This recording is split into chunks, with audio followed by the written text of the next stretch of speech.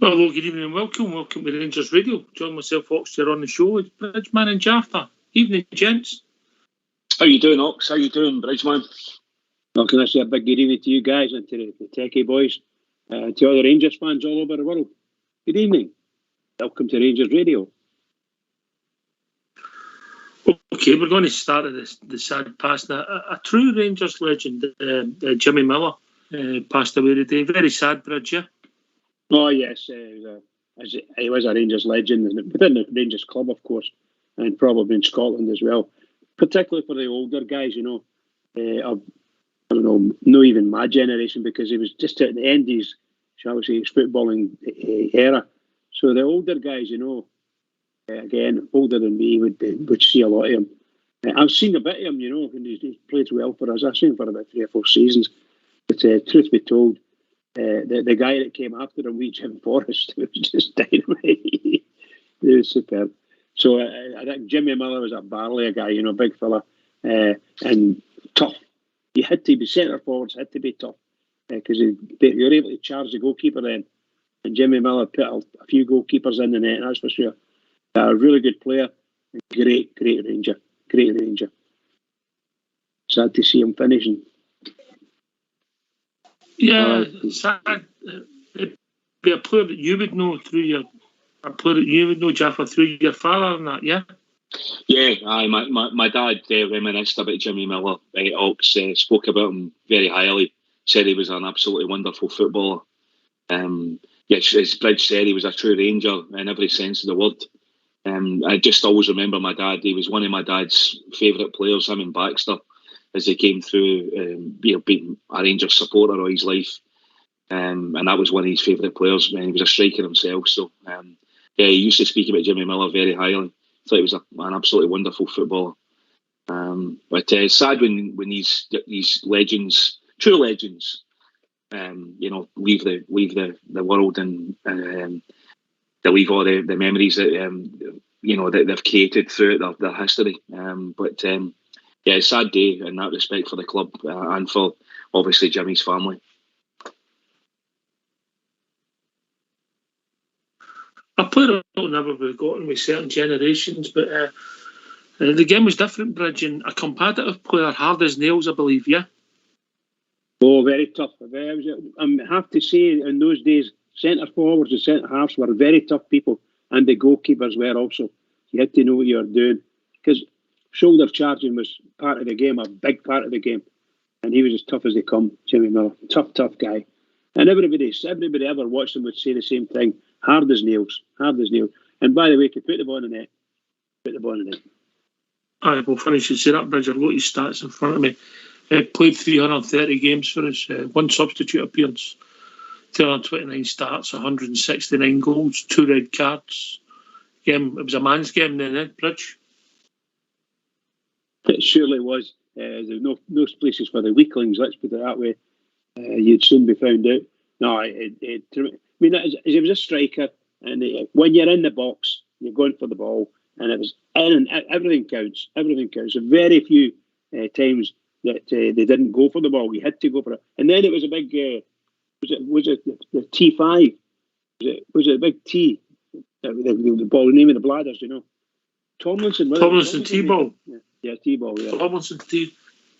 Oh my God! If they didn't get Dublin right, it was a big weight, But there you are. These all of the team, all of the forward line, and the top forward line before our famous 5. It's some really tough people beside them then, So some great players that played in the Rangers then. Some great players, and he was one of them. Yeah, successful against them. Scored 13 goals in that very successful team in the early 60s. His 30 goals in the Scottish Cup was a post-war record for Rangers, equalled by Derek Johnston. He scored twice in 2 Scottish Cup finals, the 61 and the famous treble team of 64, where the team gets Richie Shearer Caldo. I heard a story once, and I don't know if this is true. That I think it was the 1966 home internationals, Jaffa, and Jimmy Miller was left out in that time. You didn't have the subs that you have now, and he was leaving Hampden disappointed. And it was the twilight of his career. and he was coming out the main stand at Hampden disappointed, and a certain Bill Shankly was going in, yeah. Mm-hmm. And he spoke to Jimmy Miller, and he said the story. Yeah, be disappointed, but don't worry about it, son. He played for the greatest club in the world. And right, he was. That's a great story, Ox. Not surprising. Well done. Yeah, I love some of the colourised images that goes about of Jimmy Miller, especially in that iconic the V-neck blue top and the white shorts and the black and red top socks. I love that picture. In fact, I'm not going to lie, I've got a picture of that of Jimmy Miller by my bed. I really, he's a wonderful. He was just a brilliant Ranger, brilliant, iconic. I mean, if he was playing today, he'd be worth millions of pounds. Great player. Yeah, I don't know how many, the way they referee the game now, I don't know how many games he would stay on the park, what I'm led to believe, but a great player. A friend of mine once, I think it was the 2003 Scottish Cup final, we were in the main stand at Hampden. I think that was at Dundee, when Big Amaruso scored the winner. Yeah, we won the treble, won the McLeish, Jeff. And we were in underneath the stand, and he wasn't that worried about winning the cup. He was more delighted that he'd met Jimmy Miller. He was his hero. So there you go. The late, great Jimmy Miller, gone, but will never, ever, ever be forgotten. Bridge? Oh, no. Friends of mine in the family, we all knew Jimmy Miller, knew about him, and kind of followed their past career when they passed us, you know. And he was a fantastic member of our club. I loved everything about it. Always had time to speak to the fans, and players then had reputations, and that's the way it goes. You know, I don't know if Jimmy. I don't know where he came from. I can't remember. But they're famous. What a lot of them used to do is when they retired, they opened a pub, and that got them. Edinburgh lad, mate. He was an Edinburgh lad. Edinburgh boy. There you go. Well, a lot of Rangers fans, Rangers players came to that side of the. You know what? Yeah, okay. All right. So we'll move on, Jaffer. We have to speak about last night's game. Get your thoughts. Yeah. Ultimately, we get through. It wasn't a great fare, mate. No, it wasn't, Ox. It was an awful game, if the truth be told. I think we kind of started with a bit of fizz for 25, 30 minutes, and then we got a goal and just seemed to lose our way again and lose any kind of real impetus in the game. And slowly but surely, as the match trundled on into the second half, we just, you know what it's like when you're only winning 1-0, even 2-0 at Ibrox, where these so-called smaller teams they'll come at you and they'll think they'll have a go at you in the last 20 minutes, and they did.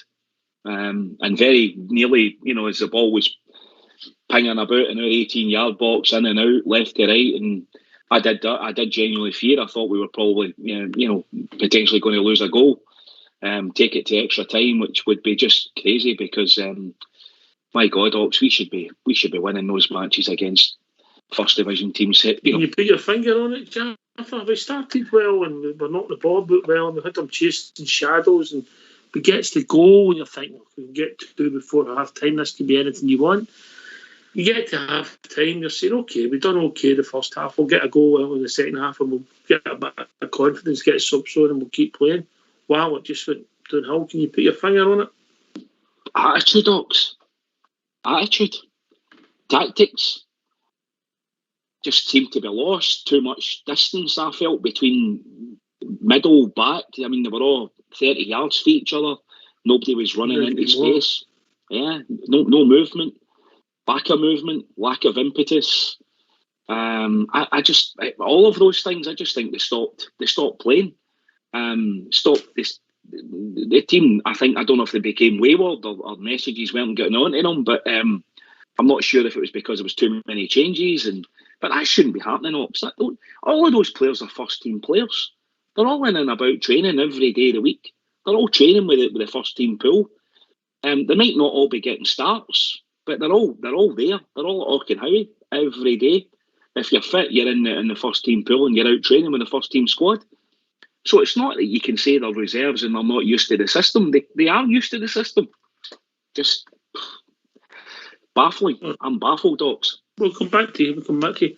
Bridgeman, shining light for me was young Bridvan, who shows he's got ability.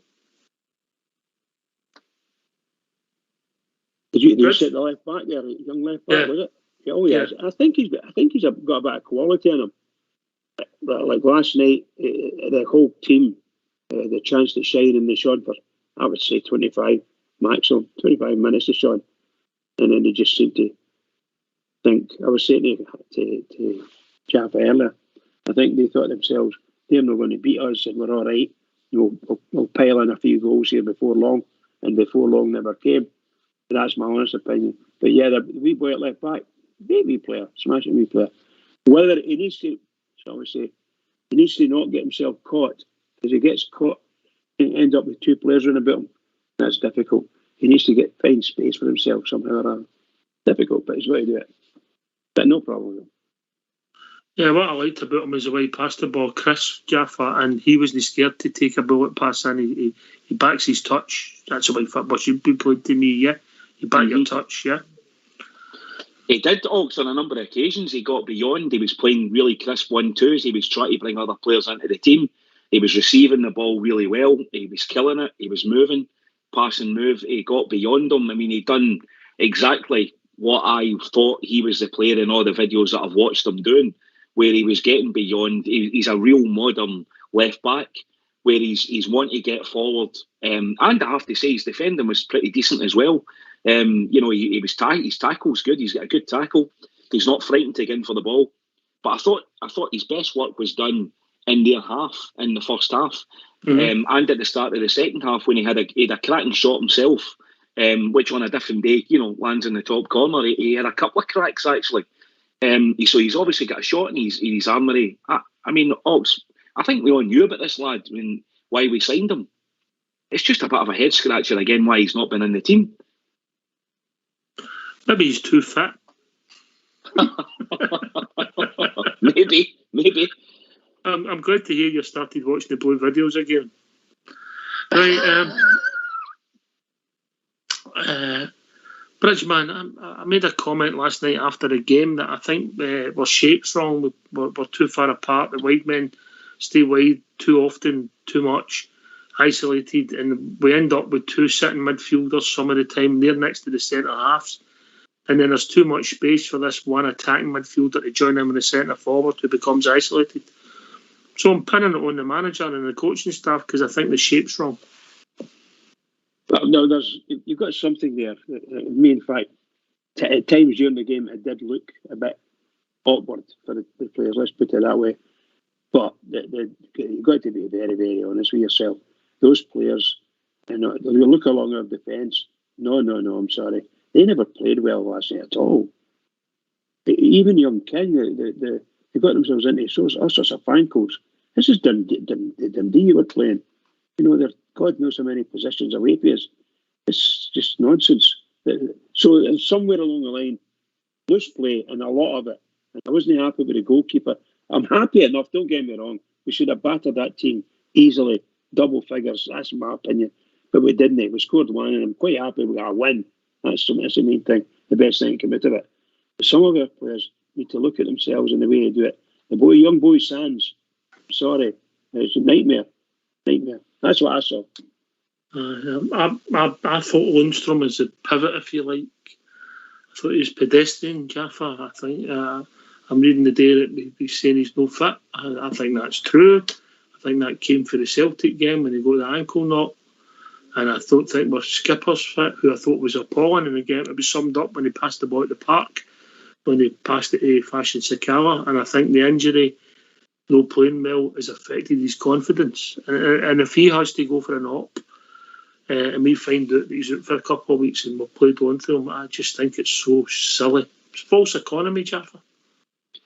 It is, Ox, when you think we've got the young boy Devine there. Now, listen, I've not seen a lot of Adam Devine. I watch some of the B stuff, but at the end of the day, he's not in the B team anymore. He's in the first team pool, and if he's in the first team pool, we obviously rate him highly enough for him to be there.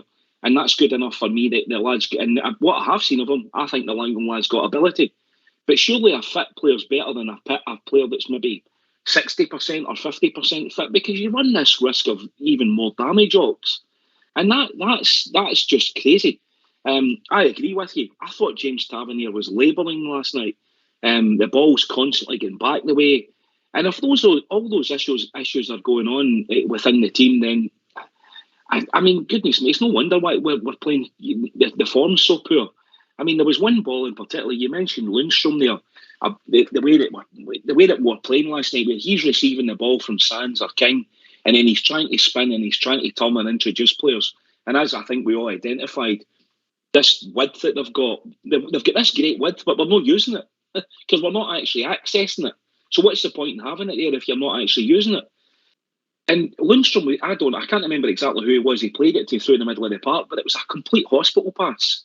And we got turned over in the middle of the park, and we ended up with about 4. I think it was like 4 against 2 or 4 against 3, and that was one of the chances they had in the 82nd or the 83rd minute, and it came from Lundstrom. That's when John McLaughlin came running out and cleared it, mate. Yeah.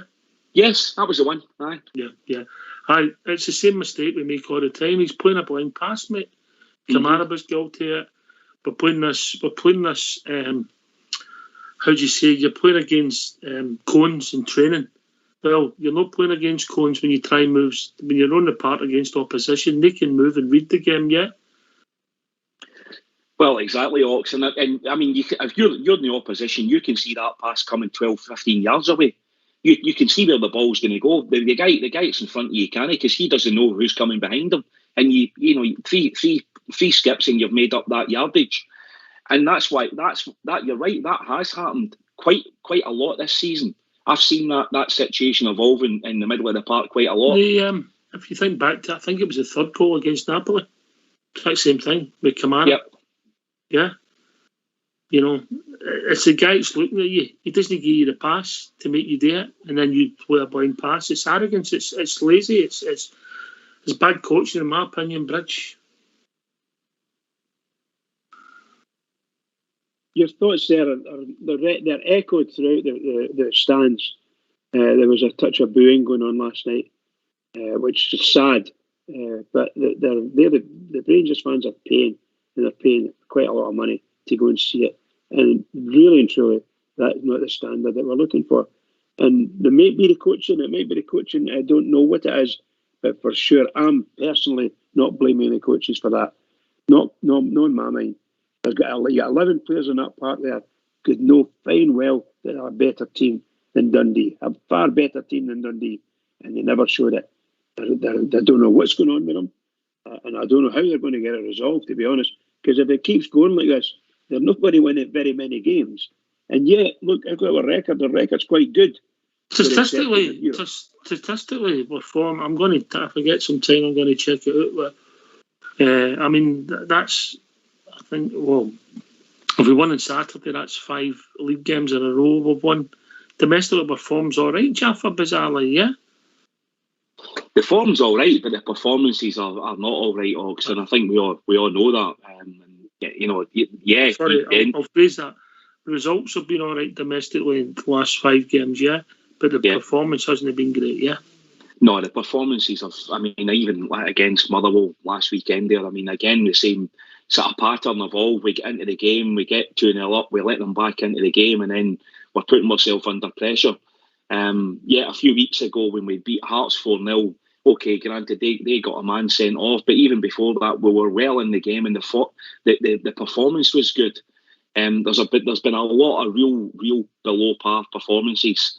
And listen, you can blame the players for part of that, but at the end of the day, that's all happening at Auchenhowie. That's happening on the training ground, or the lack of it's happening on the training ground, because that's where you put your game plan together, and that's where you develop your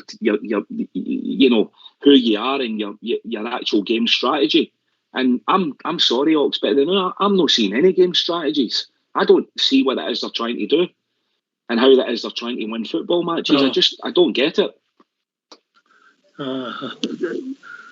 There looks to be something broke, and I can't put my finger on it. As the system broke, As the fitness broke, as the message for the manager broke, as the relationship broke between the manager and the players, I don't know, and I don't want to judge because I don't know, but you get a feeling there's just something no right, Bridger.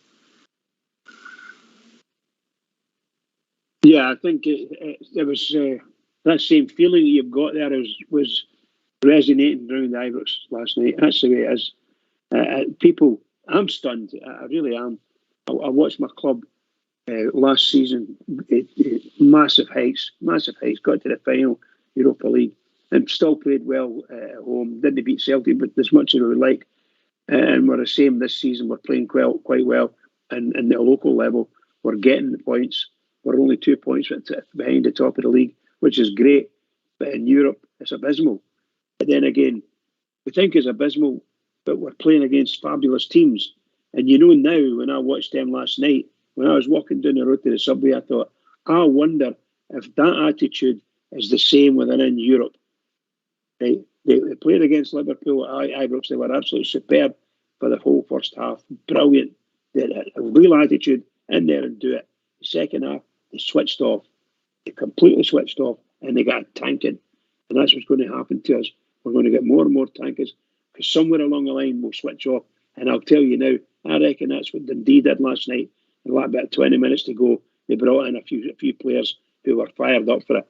And they got fired into us. And that's the trouble, Bridge. With 20 minutes to go, you should be sitting 3-0 up. Exactly. And the game's done. Yeah, and, you know, I don't want to be disrespectful to the other team, but that's the truth, Jaffa.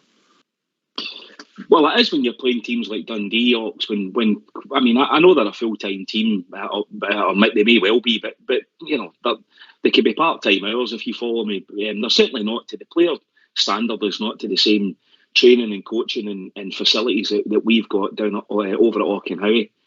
And I'm a great believer in training, Ox. I think training's plays such an important role in a modern I always did in football, but even more so in modern day football. I can see that with your physique, mate. But you've got to players have got to enjoy training, Ox, and I think that's reflective of what you see in the park.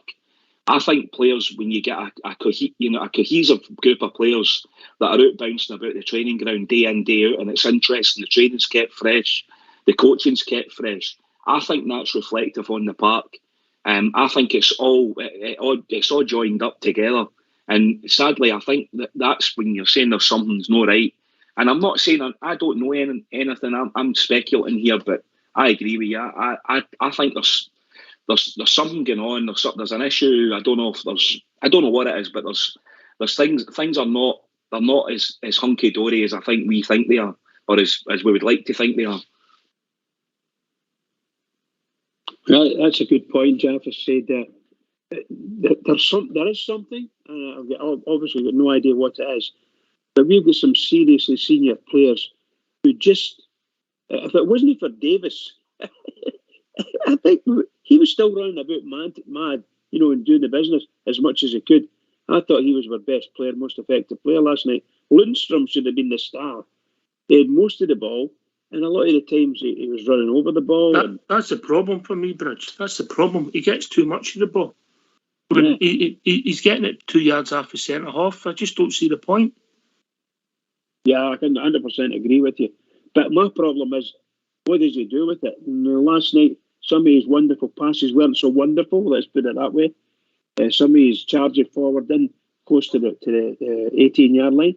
You're running into a 10-man defence in there, so you ain't going to get nothing unless you got a look. If you got a real good thump of a shot, but you might get a deflection, or indeed might be lucky enough it'll just swizz right through. But really and truly, we did none of these great things. Lots of crosses into the box, lots of low balls into the box, and Morelos, I'm afraid, wasn't up to it. When he got the ball himself, he did no too bad with passes, but no. Not in front of goals. It wasn't happening for him at all. And I think he just switches off, to be honest. It wasn't great, Alfie, last night, but he got the same service as Cholak's been getting some games, if I'm being honest, Jeff. Yeah, I agree, Ox. I didn't think, that's a fair point. I didn't think he was, I mean, for example, the goal, the Stephen Davis goal, I'm right away, I'm thinking, why is that up? Why is Alfie not scoring that? Striker's instinct. He should be in the box. He should be waiting for the second ball. He should be on the 6-yard line. He should see that developing out in the wing, that passage of play.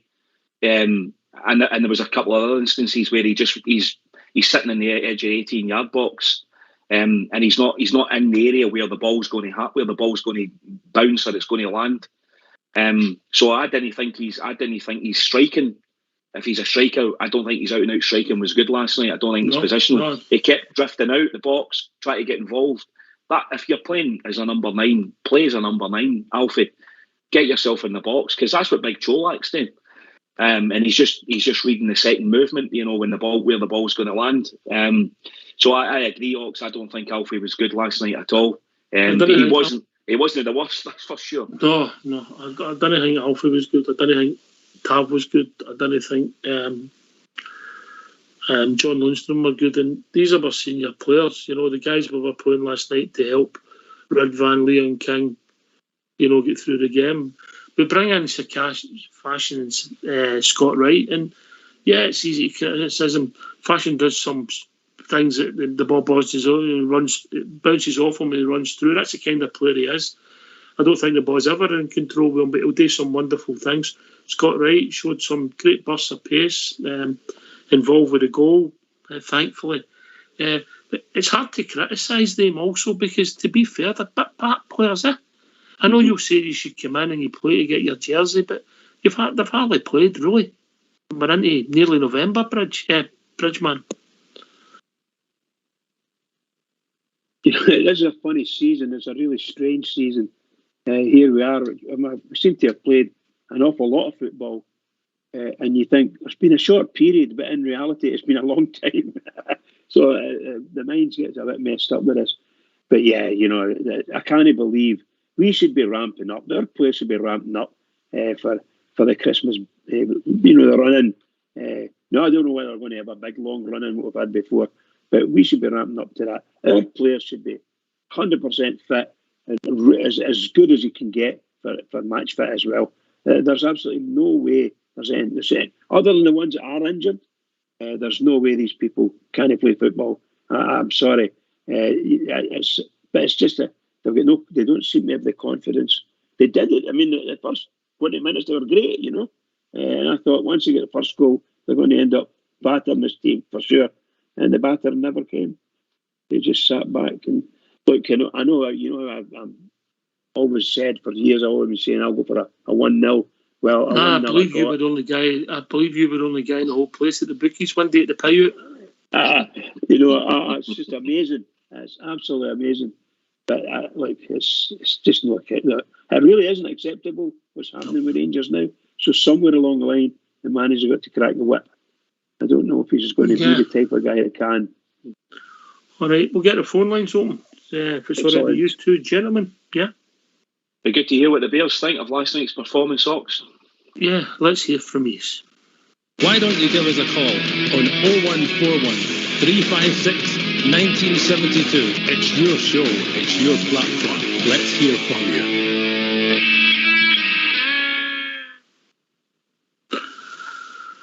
Yeah, honestly, Jaffer, I can't put my finger on it. It's good to hear if other people get theories. I know we've no pace in the midfield, but I just don't think we've got enough movement. We don't get enough men in the box. We're no positive enough. Yeah. Tempo. I don't blame. You can blame people for South Knightswood, mate. Can I just say this? I've been saying it for a wee while now. There isn't any pace in our team because we don't have the pace in the midfield. If you watch any of the Premier League games now, that's what happens. The midfield pick the ball up and then run, and they can run like a wind, and we can't. And we get up to the halfway line. For some reason we stop, or we go into the airport half and then we stop. So there's something not quite right there. But actually, it's easy. We don't have the same pace. Don't have the same. Watch that didn't do last night. These guys come on fresh as a daisy and they zip right through us.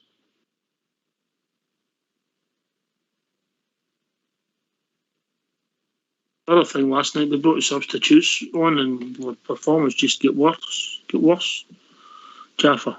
It did. The tempo dropped even further. There was even more. If it's even possible, it became even more disorganised. From what I was seeing, there was players. The distance between the players became even further, and then there was a lot of standing about and hands and hips, and I was screaming them, going, "What's going on?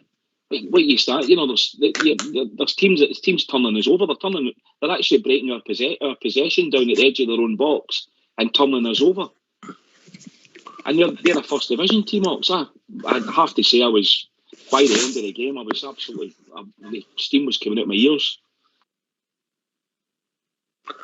Aye, I don't think you were alone, We're frustrated, but what I will say is, I was speaking to somebody today and he mentioned the 2003 season and we drew against Berwick Rangers. I suppose that was an improvement in the Scottish Cup.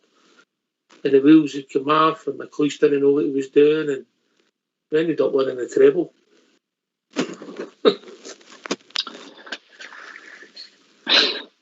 Yeah, I remember that season, but I mean that would be great if that happened this season. Of course, winning a treble would be absolutely amazing. But I think we all, if you've been honest and truthful about it, I think we can all think that's probably that's something we're not really thinking about now. We just want to see performances because performances gain momentum.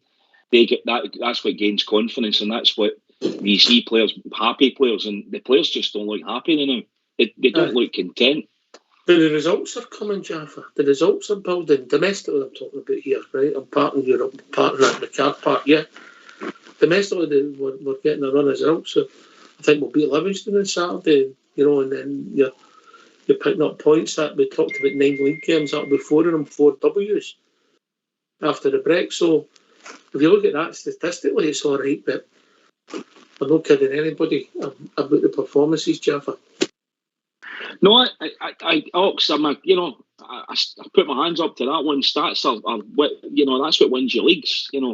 W's is what wins your leagues, and that you can't argue with. I'm not disputing that, but I agree with you in the account of that. The performances have been really, really poor. There's been glimpses. As I said only a few weeks ago, we turned Hearts over 4-0. We played brilliant in that game. Really brilliant. It was a brilliant performance. Great goals.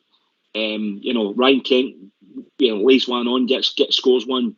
But we're going, is this Kent turned the corner? Is this the Ryan Kent we know of old? But we should still have enough on that part last night, Hawks, to have a 3-0 or a 4-0 victory against a championship team. Anyway, we've enjoyed the old Davey. I think he wants to play his own personal tribute to Jimmy Miller. Evening, David. Good evening, guys. Evening, Bruds. How are you doing?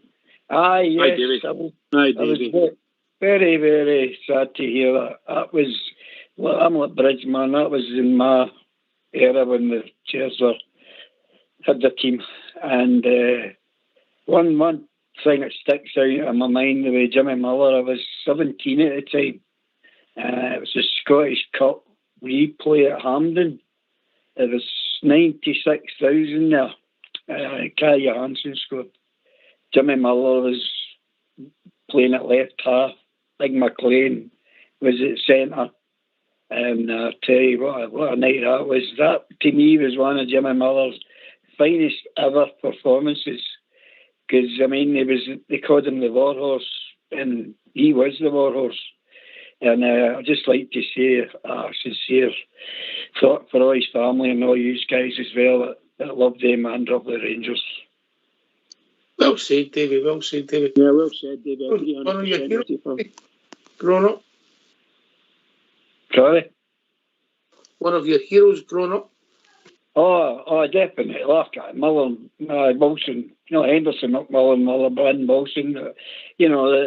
But as we've said and what Bridge was saying, you could play then, you could play, you should have charged. You can't do that now. It's shocking, and the rules that's got a lot to do, I think, with the way the games went and the performances going. And that's what's wrong with us at the moment. We have not got a good enough team that to me is down to the coach, the whole system, the whole coaching system. Because the way we're setting up and the way we're playing, it's just not happening. So if it's not happening, you change it. But then again, he's only got what he's got on the bench.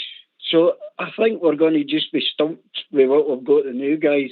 See it out. Hopefully we'll get through without any more mishaps.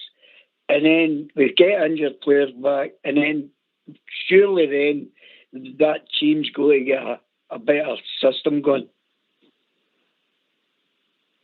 I can't put my finger on it. Players, system, manager, shape, fitness, combination, everything. I don't see anything completely obvious, Davey, but I think there's a lot wrong. The thing that what I'm meaning is, Ox, is you can. I've said that a few times, and I mentioned it last night. I think there's a jigsaw puzzle there, and there's about 3-4 bits missing, and we can identify it. I listen to all you guys. You're all spot on. We can identify it. So how can they not do that?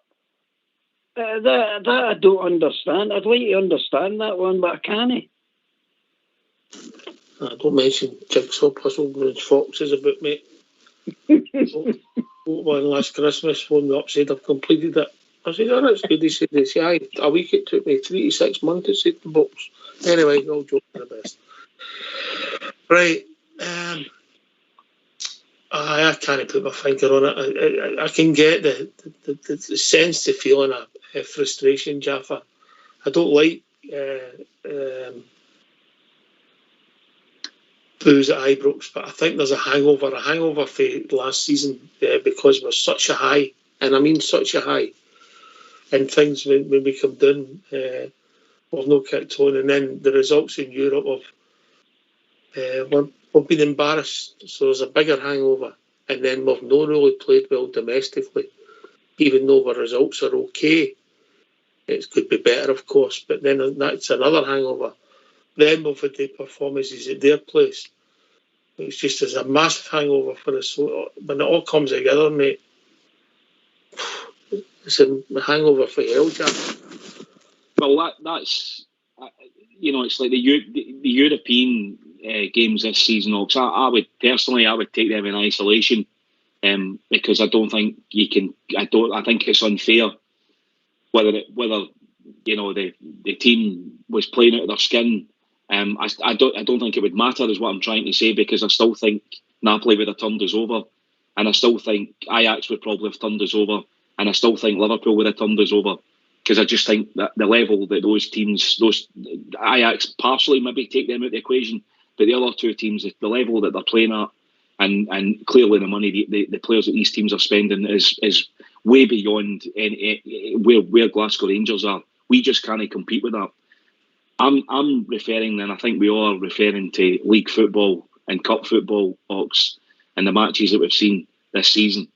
And there's been a lot of the high percentage of those performances have been on the poor side. There has been the odd glimpse in between. I mentioned the Hearts game. Go back. I heard you last night talking about the PSV game, which was brilliant. Ibrox, that 2-2 game, and then going away over to Eindhoven and beating them 1-0 in their own patch, which was brilliant. And that was only, as you said, 8 weeks ago, 7-8 weeks ago. So I know there's been a lot of football played in between that, but some of the performances are disjointed. The players, I don't know whether they're injured. I don't know whether it's a combination of factors, but there's certainly things going on in the background that's affecting the team on the park. I can't put my finger on it. I really can't. But other people have their opinion. Maybe they'll see something obvious that I can't see. People have their own views, of course. David, it's a strange one, isn't it? Oh, well, it's starting to get to us, so that's the thing. But we've got to take a step back here, guys, and look where we are. But I mean, see, I don't like patronising all these other teams. They're all top notchers. But when we were playing in the Europa League last season, we could have given any of them a good game, and that's more or less the same mob. as you say, it's hard to put your finger on it. But I mean, I don't think for a start he put a right team out there last night. And I don't think for a minute his team was right. You said that. Anyway, we'll be joined by Kenny. Evening, Kenny. Hi, Ox, Davey, Bridgman, and Jaffa. Hey, Kenny, how you doing, sir? Hi, Kenny. First of all, I'd like to Jimmy Miller. For my team, obviously, but God, wish you guys were having in your team. You know what I mean? Half a Miller would do, I think. Yeah?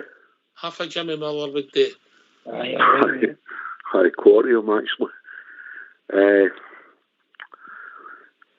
We're big over this one, right? I watched Motherwell on Sunday. Dyer. Went to last night. Even more dire. They're flitting on to Saturday, which will become probably even more and more dire. How much longer do we go on with this guy? And I'm going to actually put this to every one of you here, right? Does every one of you reckon you'll be still 2 points behind come the World Cup break? I'll put a bet. I'm going to put £100 bet on it at Rangers Radio. I'll even go to £1,000 if you want. No problem. That we will be further behind than 2 points coming the World Cup break. I predicted if we beat Hearts at Tynecastle, we'd win 9 out of 9 in the league, mate. Right, you take the bet up then, Oxman. I'll go £100 me. The money goes to. The money will go to the vets.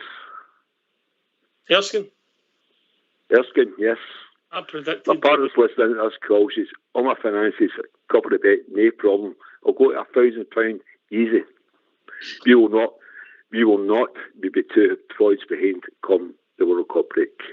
And I'm sticking with my prediction, Kenny. I think the fixtures are kind to us. Yeah. Okay. I think I thought the Hearts and Motherwell games looked the trickiest on paper. And we'll go them out the way. I think we'll win on Saturday. I'm not saying it'll be convincing. I'm not saying we'll play vintage football. All of a sudden, that'll be 4 out of 9 done. And then we'll get Aberdeen the following week at Ibrox. I would like to think we can see them off. But I predicted 9 out of 9, and I'm sticking with that. But I understand your fears about the performances. Chaffer?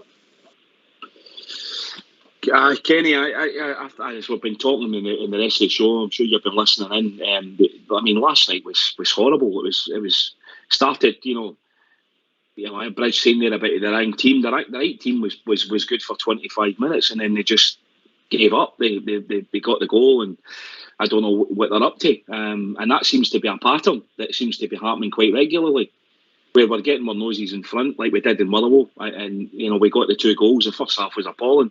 We got the 2 goals at the start of the second half, and then we sat back again, switched off, and that seems to be the tactic, because obviously the manager's not changing it. He's not pushing them forward. He's not telling them to get up the park. I think Ox makes a great point. I think John Lundstrom constantly is hovering in that back 5. There's 5 defenders there.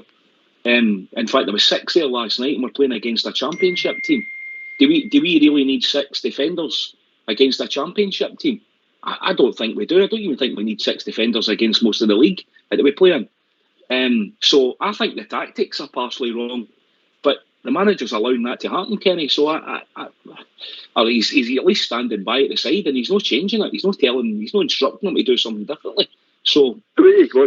Last night, you look at the substitutions. It's change for change, right? Why not go with 2 strikers up against Dundee, 4th in the first division? It's absolutely ridiculous, and I'm fed up saying the same things over and over on this show. Kenny, do us a favour. You don't need to shout, mate. Yeah, just talk. Yeah. It's frustrating for us all. It's frustrating for us all, mate. Yeah. I honestly, I can't put my finger on it. I don't know if the relationship between the players. There's no buying into him. They're out of form. Their confidence is gone. I don't know. Ori thinks, Kenny, because there's something definitely doesn't look right. Box, the players are not playing for him. They're not playing for that guy. I've said it so many times. It's so obvious. They don't. You're going to get systems earlier. Which system has he got? Tell me what system that guy. He's a year into the job, just about. What system has he achieved domestically? I don't see it. The Rangers are portly. This is going to turn toxic, and I hate to say that word with the Rangers fans. You seen it last night after the game. They're booing the team off the park, and it's going to get worse. And it's an implosion of the fans, everything else.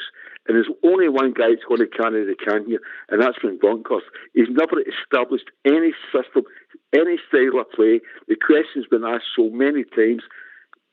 Nobody can answer it because we don't know. Gerrard, 4-3-3, right? Rangers, Gerrard's team. Who's Gilles' Rangers team? Answer me that question. Nobody knows. I mean, when you watch the team against, if you think back to, I'll go back to two semi-finals, one in extra time and one at Ibrox when we get through, and we're playing a 4-2-3-1 at times in both games, and we've got pace, we're moving about, we're competitive. Pretty much the same players. Yeah, Bassi and Aribo were playing in both the games, but pretty much it's the same personnel, Jaffa. So that suggests that something's breaking down, because obviously last night wasn't because of injuries, but for most of the time it's been 9 out of 11 that started the games, yeah.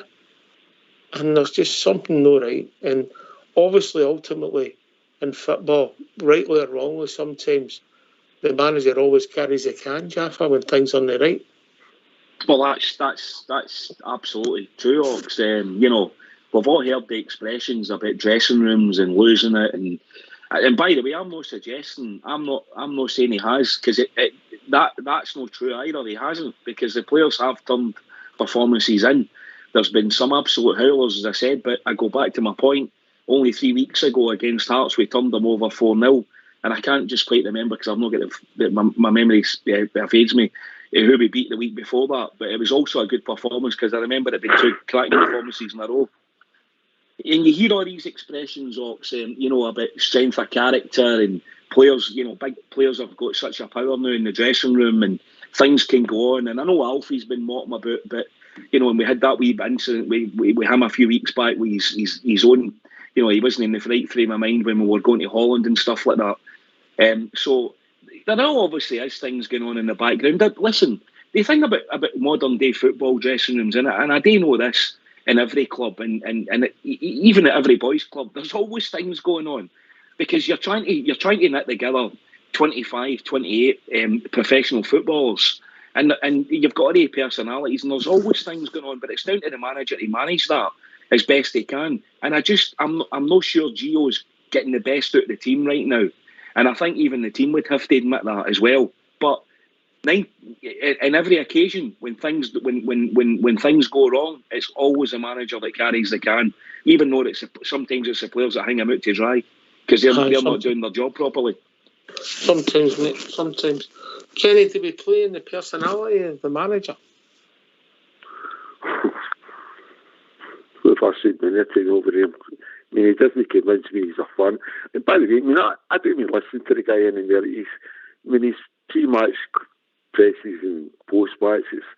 To me, I find the guy a Walter Mitty Pinocchio character, and make up your own mind with the two characters combined. That's how I find the guy. I've got no faith in the guy. He's never developed any type of system that Rangers, we can recognise as Rangers fans. The situation is hopeless. It's going to game, or the next game. This is going to take here. Because inevitable is going to happen. We're going to drop more points. That's why I'm putting this £100 bet. I'll go higher. All proceeds go to Erskine. Who takes me on in that bet? We with 2 points, more than 2 points behind before the World Cup break. And by the way, I hope I'm wrong. Aye, I don't think the manager's gone. I've not said that. I've been critical, Bridgeman. I've been critical. I've been honest in my. I like to think I've been honest in my views. I don't think he's gone. No, in the situation we're in domestically. You mean I would not say the manager's got to go? I wouldn't dream of saying that. So You've heard me saying it tonight, and I've said it many times before. Our players need to get a look at themselves, a real look at themselves. If they've got an issue, that they're looking for leadership, for instance, on the pitch, and they're getting it, then they take it up with the manager. Other than that, they should be playing their football. And they played football for a few, maybe 25 minutes last night, and then it just switched off. And the whole second half switched off. And they sent on some substitutes. And my goodness gracious, they could have nicked 2 goals last night. We could have got, mud in our face all last night, for sure. That's the way I feel. I feel angry. I'm not angry. Kenny's angry about the manager and the coaching staff. I'm angry about the players. I don't care what the manager's been saying to them. They ain't doing it. It's as simple as that. So they need to get it sorted. Sorry, Bridgman. They're a badly coached team. You can see it all over the park, from back to middle to front. They're a badly coached side. The evidence is overwhelming. It's down to the manager and the coaching staff. You can't. This is blue tinted glasses stuff. Listen. Look. Take the Liverpool game, Ibrox, and we were a brilliantly coached team in the first half. Great, they did everything they were told, and they felt good about themselves, and they got themselves 1-0 up against Liverpool. Should have been as high as a kite. Nobody should have been able to get anywhere near them, and they lost a goal. And when they lost the goal, they started to lose. I started to lose what they were doing, and to me, our captain. I know Tav's a good captain, but I always look at Golson, and he's the leader on the pitch for me. And he went off the pitch, and we lost it. We lost the leadership altogether. He's the man that guides and tells everybody what to do, in my opinion. And he was talking about leadership last night. Talking about leadership, yes, can you find any? Joined by Alex Kelly. How are we doing, Alex? Good evening, Oxshire. Bridgman, Jaffa, Kenny, David. Yeah, good boys. Good. I'll steal a march on you, Davey. It's my birthday today. I get Maltesers. But just to bring a wee bit. By the way. Happy birthday, not the best son. Thank you. Anyway, before I start, condolences to Jimmy Miller's family for the sad news he passed away today. Unfortunately, another great Ranger goes to the blue heaven in the sky, but thoughts are with his family. Well said, Ken. Right, get it off your chest. Take a lie down on the black couch and get it off your chest. I was at the game last night. My boy treated us, so the two of us went, and it was great to be at Ibrox again. You know, I still get that feeling. It never leaves you, Oxford. You know, us as all supporters, you've still got that feeling. You know, when you go up there the concourse and you see everything, you know, unfold before your eyes. So, how that team is, how that player and the players that we've got can motivate themselves to perform for the crowd and entertain the crowd is beyond me. I thought we started the game well. Obviously, in the first 20 minutes, 25 minutes, with numerous cut them open. It was sharp passing, you know, one-touch stuff, and obviously Davis scores after 10 minutes. But after that, I think there's a massive fitness issue. Obviously, you see the game better when you're there, and Tavernier was running in front of me for the first half of the game, and I was alarmed about how unfit he did look, because he was hardly going beyond Sakala the entire match. And I know you're very critical of Lundstrom there, but I think Lundstrom's took it upon himself, because there's no many leaders in our team, as Bridgman referred to there. He's took it upon himself, because Golson, the long ball option, isn't there with him anymore. He's going to be your kind of quarterback to start moves. And he was looking up, and there was barely any movement. Alfie done absolutely nothing all night. The only chance to go to shot right at the keeper, the way he's done for the last 5 years. If that was Kovac, it's 2-0, and then it's possibly 3-4-5 after that. It's lethargic. It's, you know, there's no heart, there's no desire, attitude and application. It's the minimal we look for a Rangers, but they're not giving it. I think some of that comes from John L in there, mate. It's the tempo he plays. He takes the tempo of the game, mate. Well, he's not the worst player we've got. And it's just an observation of mine. Everybody sees the game differently. You know, but for me, see when Ryan Jack's not with him, Oxford, that's his right hand man. That's the only guy he's comfortable playing with, and when he's not there, he loses a bit out of his game. That's just my observation. 9 league games in a year and a half, mate. Yep. You know, it's not. I mean, as much as we all like Ryan Jack all day, he's not the answer, is he?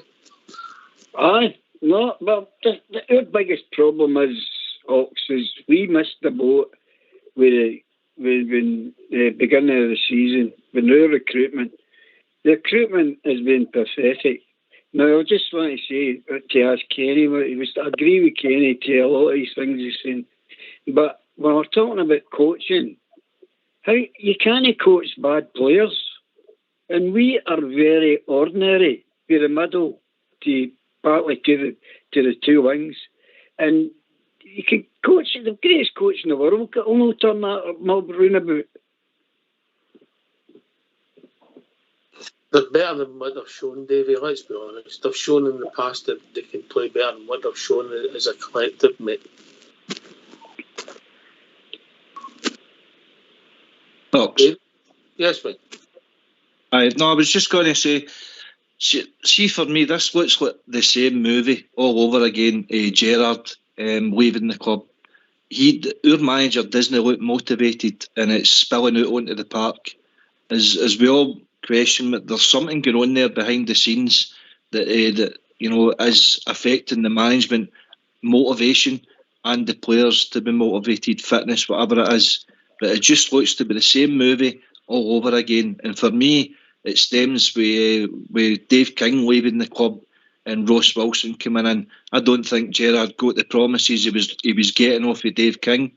I don't think that Gio's come into the club and is getting the selection of players. I've said it before, and I think he's lost motivation, he's lost trust, and I think the trust has been lost in the players and the management as well, because there's a few players that's playing in our team that don't like. Trust? She's away and all. But listen, see when that communication breaks down, that's when you've got problems, and that's what it looks like. There's a disconnect between the players and the management and the board. And obviously the supporters, people are criticising the supporters about booing last night, are walking out with 10-15 minutes to go or whatever. But how is the supporters meant to voice their disconcerns about what they're seeing on the park? Because they get their money off us with the tickets and the season tickets and the merchandise and everything. Years ago in the 80s, the fans used to vote with their feet, and that's how the force changed. They can't do that now. So they've got to voice their displeasure either with booing or walking out to hopefully, get a kickstart and change. It'd be interesting. I don't know if it's something. I mean, people are entitled to do what they like, as you can't tell other fans what they do. It's just you go to the pictures, you don't leave early. Well, you might, Alex, you might leave to get your bus. I don't know if it's still cheaper at that time for you with your penny ticket. I don't know, mate. On that subject, there's people starting to leave just after half time. People were starting to leave. The play was absolutely appalling. Well, you never know, mate. That could be people going to night shift. The game started that late last night. It could be any, but I think the bad feeling from the fans was obvious, and after 10 minutes of the second half, it seemed more and more obvious that we ain't going to do anything. No matter how hard we tried, we couldn't get up the park and day in up the park.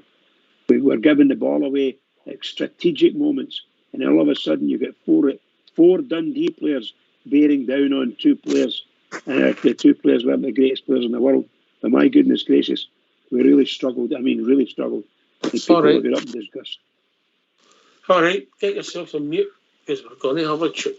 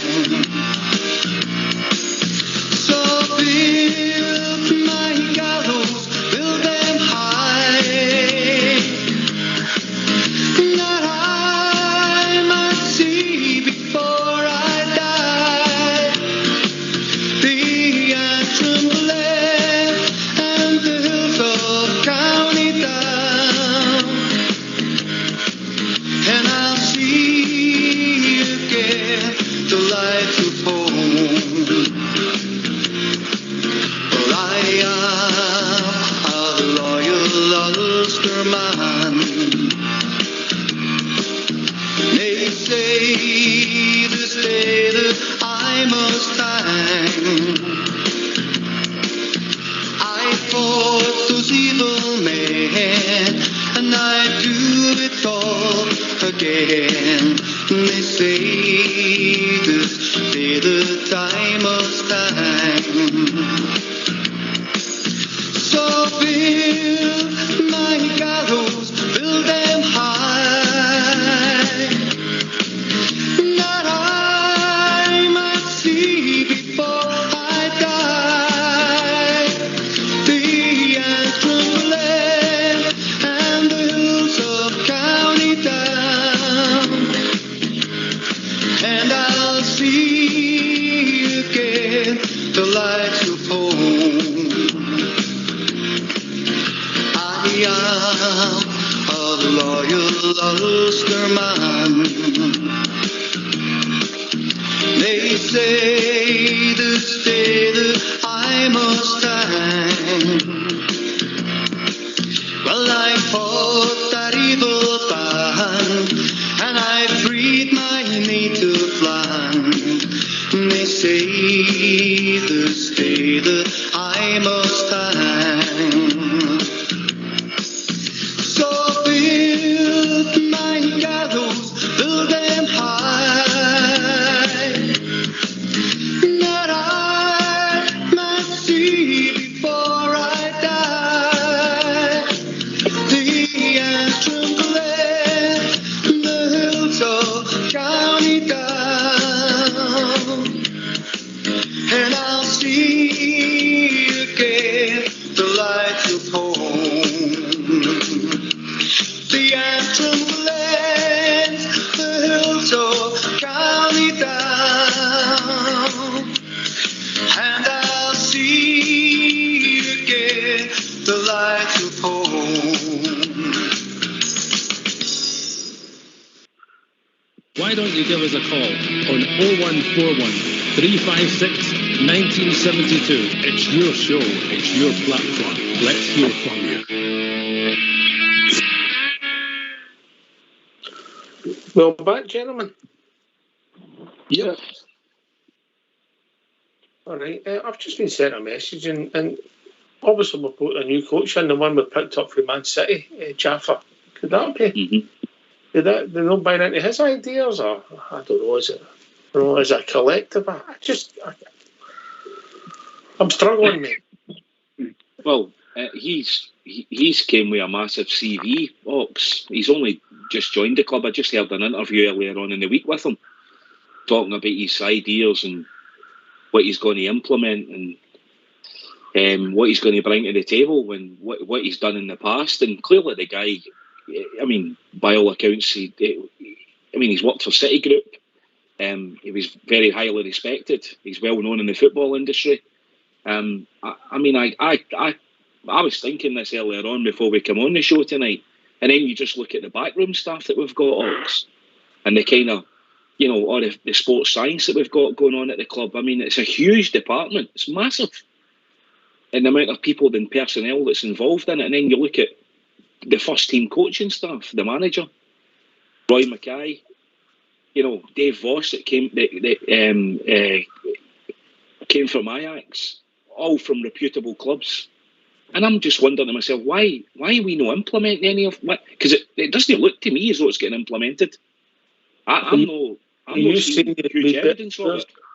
You see me better players with a trainer with a pocket of cold water and a magic sponge. Is that what you're saying, Jaffa? But you get my point, Ox. I mean, it's certainly, we're not seeing huge evidence of it, are we? I know we're talking about, a lot of us are talking about players' fitness levels, and that's fundamental. That is fundamental when you when you play for a club like our size. You need to be fit. We've all seen in the last 24 months, 36 months, how fit a Rangers team can be. We saw under Steven Gerrard how fit the team got. And I have to say, you saw last year. Mate, and the back end of last season. Yes, and the back end of last season, the fitness levels. But that isn't the fitness levels in our Ox. The team are not fit just now. You can see it. I would defy anybody. I mean, James Tavernier, there's no overlapping, there's no box to box. John Lundstrom, I've heard the expression, looks like he's towing a caravan. Can't disagree with it.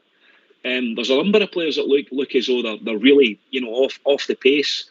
Whether last season's taking it out of them, I don't know. But all that information would be, the fans would have that info, Ox, if that was the case. That information would be in the public domain.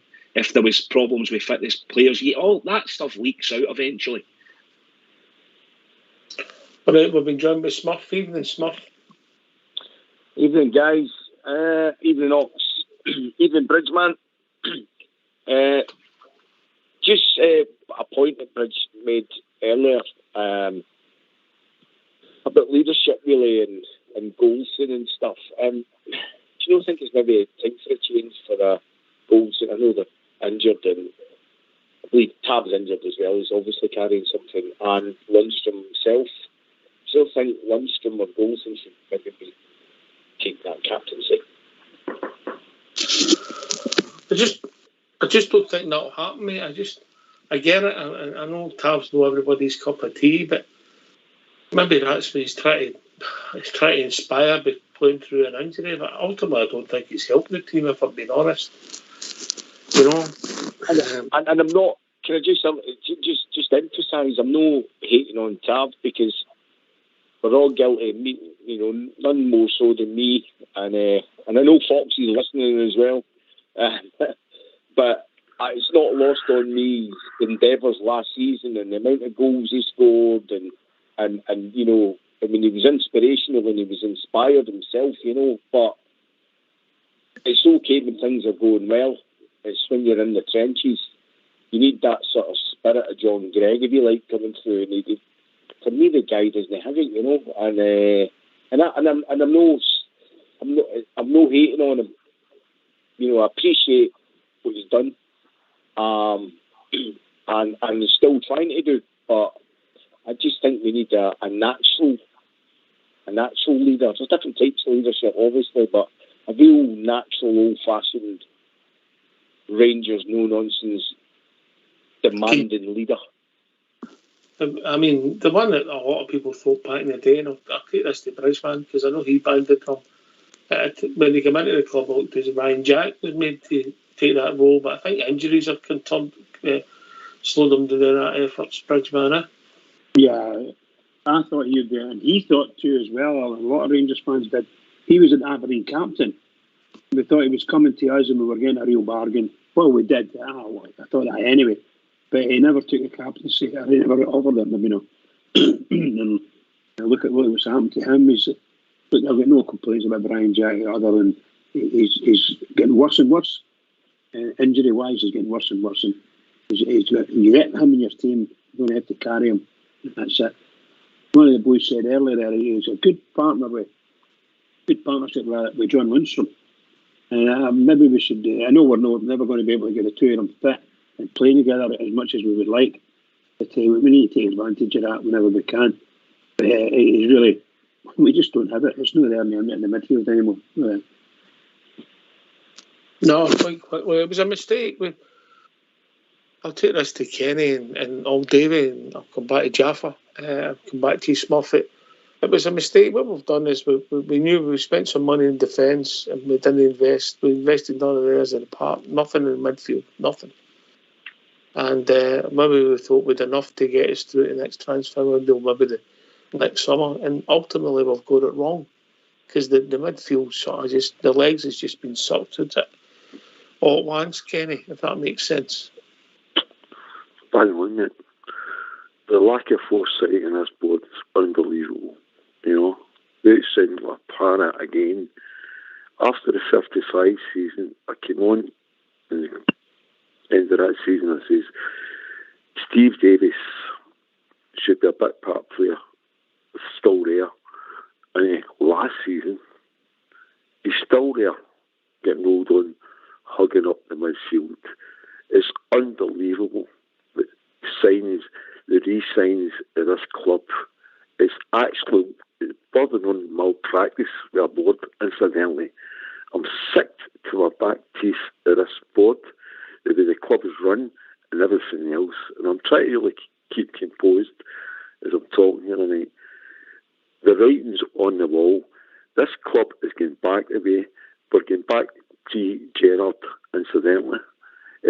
start from scratch, right up, just tear it all up and start again. This is where we are as a team and a club right now, and a fan base. Don't.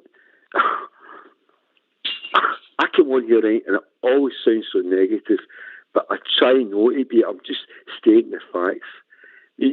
Southside, for instance, one of the punters on here, goes on, he's on, after a 7-1 defeat at Liverpool, twice he said over a couple of shows on here, mass hysteria. Southside, I know you probably listen, this is no mass hysteria over one result. This is over a catalogue of big games. Every big game we play, we get beat. And they'll beat, incidentally. And God help us next week over on that one. I'm fed up. I feel like it's an insult when telling this. They're pulling down guys like myself who love Rangers and everything else. They're look at the evidence we're watching. There's no system of play. He's never developed that in any. We ask the question, what's his football philosophy? None of us can answer that. He's no goal man. The players don't play for him. It's a total joke. The club is going. The team's going from game to game to game. They're not playing, and I asked you earlier on, who puts £100 bet on me? We're still 2 points behind before the World Cup break.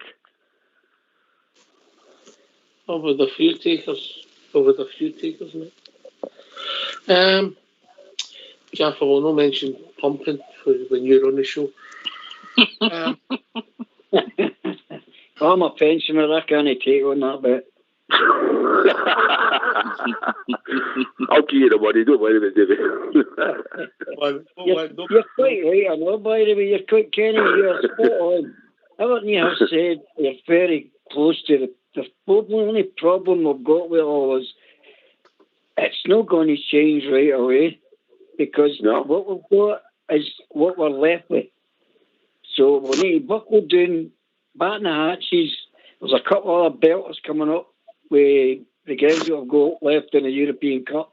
The rest, we've just got to hope it's something. But we keep on coming. Every time we come on the show, we keep hoping we're going to come on and have a positive. But you can't be positive for that. I know, David, you all want to be positive. I know, but that can't happen when you've got a team that's not gaining you that.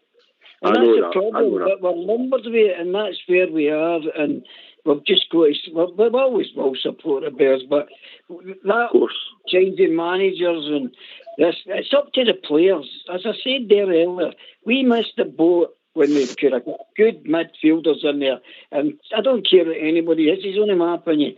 Charlie McCann, quite a few, he's brought in a couple of other boys. That's the answer to this.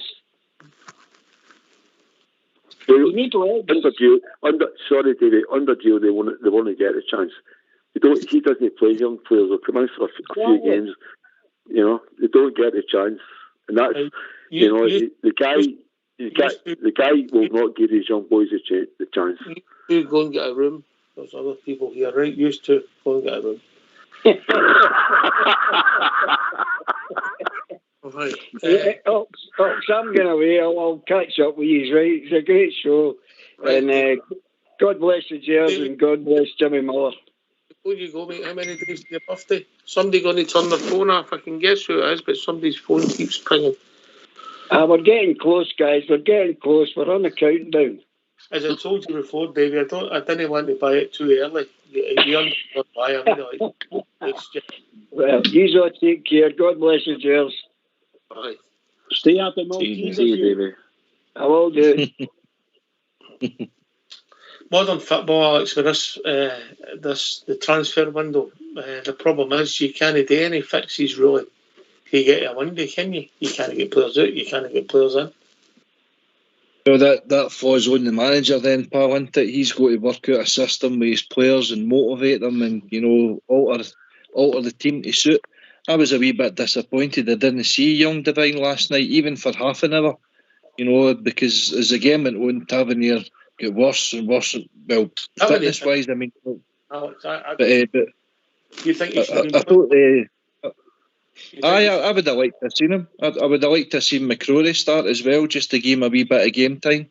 And I would have liked young McCann to slot in with Lundstrom, just to see how it works out.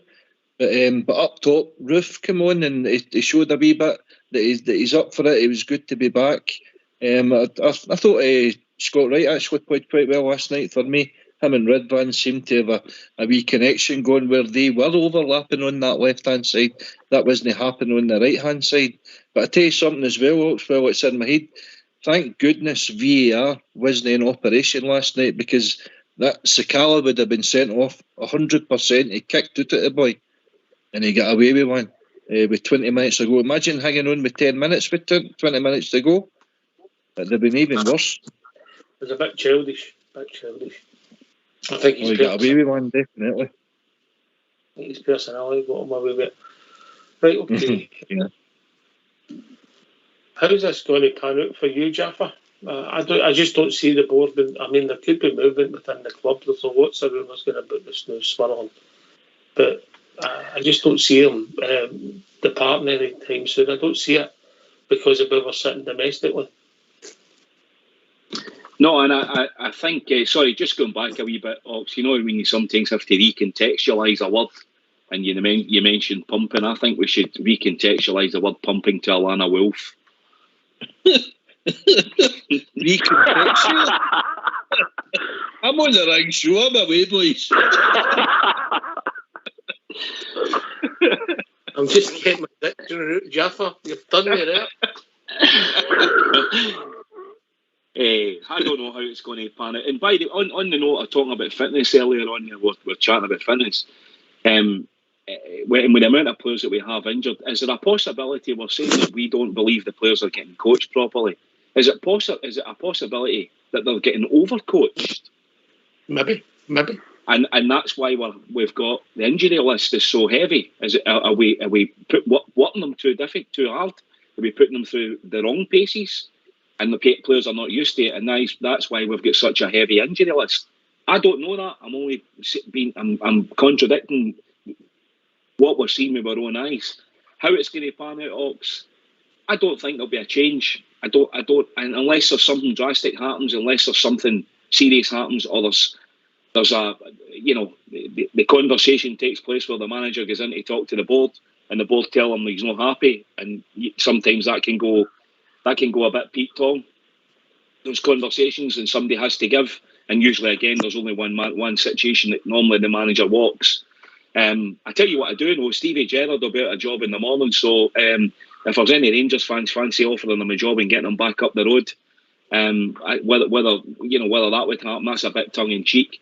I don't know how it'll pan out, Ox. I don't know. Are we at the stage where Gio has to go?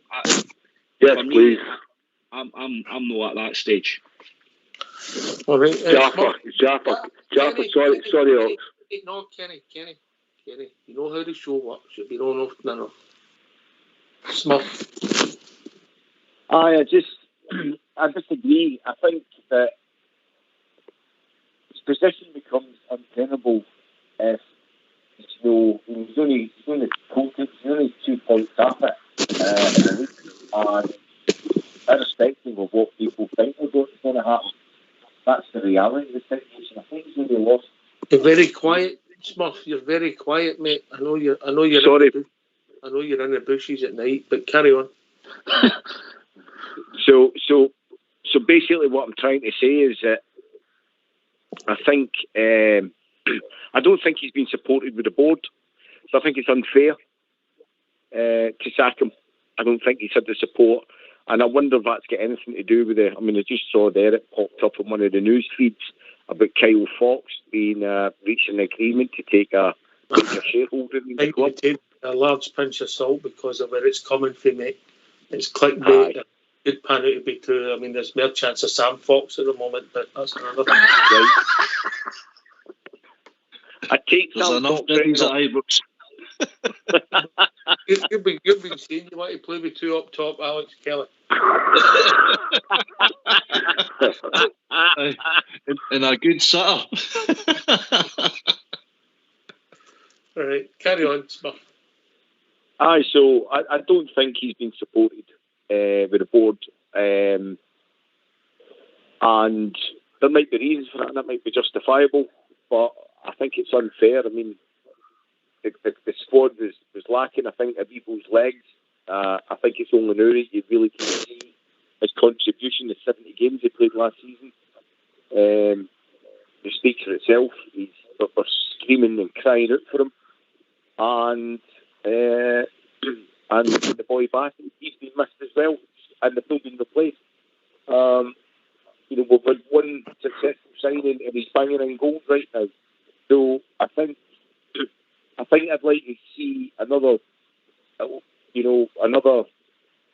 transfer window, at least maybe 2, before we can really judge it.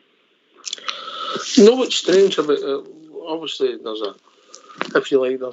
still Gerrard spoke about often, but the people that left us when Gerrard left, the one that seems to be in demand's Michael Beale. According to the press today, Jaffrey was offered the Wolves job. It's quite funny that his gaffer could do a job, and he could be sitting potentially top of the Championship / Premier League club. It's funny how football pans out so quickly, isn't it? I mean, it's remarkable, Ox, but I was listening to Les Ferdinand the other morning on Talk Sport talking about the impact that Mick Beale's had at QPR, and he's blown away. I mean, absolutely blown away with his training methods. As I think that echoes what happened at Ibrox when he first came in. The players raved about the training processes and the, keeping it fresh and all these drills that he was introducing, and how fit the players got from it. It just shows you, modern ways, with a new twist. And then, obviously, as you say, Oxley goes down to Villa and he's away for there very quickly. And he got offered the Wolves job earlier on today, and I think he turned it down. I think he walked away from it because he wants to continue the job that he's doing at QPR. Remarkable. Can I ask a question or not? Sorry. Just go, mate.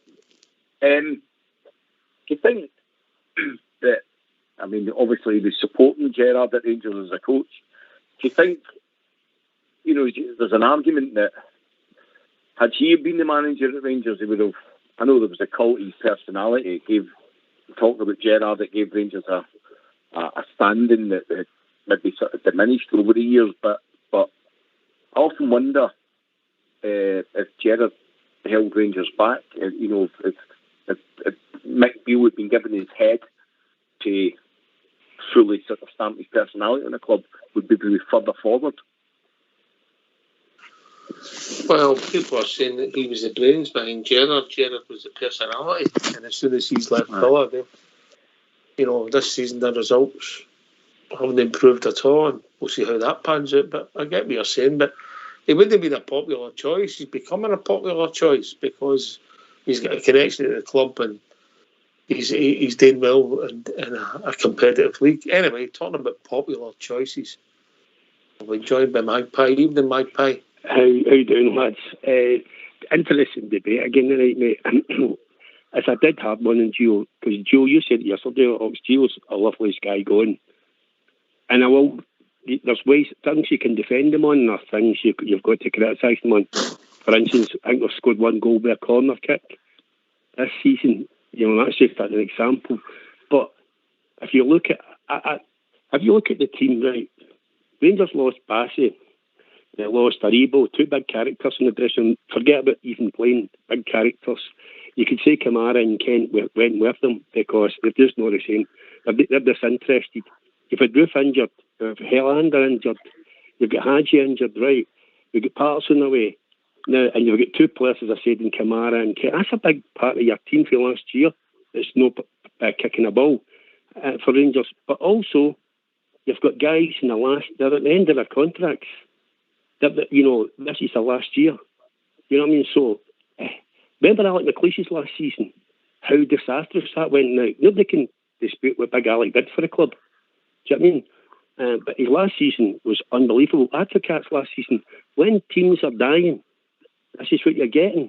So you can bring in a new manager and see, you know what I'm like. I think if we've got some money just now, we needed to spend it and spend it in the right places. If we're going into the Champions League, I'm not saying spend fortunes, folks. I'm just saying give yourself a better opportunity, especially if you've got a threadbare squad. But the truth of the matter is, if we get a new manager in, we're just in the same boat. We're going to have to bring players in because a lot of these players are getting older. They're done. You know, you can see that. They've not got the legs anymore. Our midfield must be the most one-paced midfield you've ever seen. You know, and so basically, if you're not going to give the young guys a chance, and this is what you're going to have to bring in some quality. Now, he's also had Lawrence missing. And in Gio's defence, Davies and Lawrence has been kind of a success. The boy that was playing left back could be a success. So it's not all been disastrous. But, mate, I think he looks like a dead man walking. If the fans start to boo, you know that's the end of the story. But again, Rangers are going into this. I don't know. They're going to have to speculate to accumulate one way or the other. As for somebody was talking about Gerrard, right? I think Gerrard won one trophy out of 9, and even in his first season, that same group of some of that group of players didn't turn up for the whole second half of the season. So I mean, it's not just fan broadcast. It happens to good managers. Do you know what I mean? I come in here. In that first season with Gerrard, you could see the signs were there. The team were improving. All right, it took a couple of seasons. Under Gio, they'll bring him back away. So you're wrong there. Gerrard's team, you could see that improvement. There was that. You had a system of play. He stuck by it. The style Gerrard's team was Rangers 4-3-3. Under Gio, we're going up. We're sorry. He's never established a lot of 1-0 games. He's never established on a park. There was a lot of 1-0 games as well, but rotten to watch. And he's still with this style of play. But broadcast has never established a system of play that every one of us as a fan can recognise. And that's his downfall. Kenny, I'm not going to say it again. Carry on, Magpie. What I'm trying to say is, I think people are blinkered when they've seen it, but a lot of the games are 1-0 games. And we did ball situations. And we had a chance to win that game in hand. We were away ahead. We never won a match practically. He's won one trophy down in England. Has been found out. As in, Beale is proven at QPR. I watched some of that football. They played one-touch stuff. It's all for Beale. So look, fan broadcast did get us the Europa League final. Fan broadcast did win us a Scottish Cup. I'm not saying he's a great manager, and I'm not saying he should stay. But I'm just saying we can't. The same people that are shouting Gio are now getting on Gio's back. We've got injury problems. Is there any doubt about that? We've got injury problems. We have no midfield at all. Lonesom's just said he's been playing with an injury. They're saying Tav's playing with an injury. So there you go. So, of course, and plus, see when the fans are getting on the back and you know you're all playing well and you scalp 7-1, I don't know any professional footballer can come out of there and go and no feel down about it. I'm not making excuses up. I'm just saying that I'll be sad to see him go, and he will go. But it's not been all bad for the club. That's what I'm trying to say.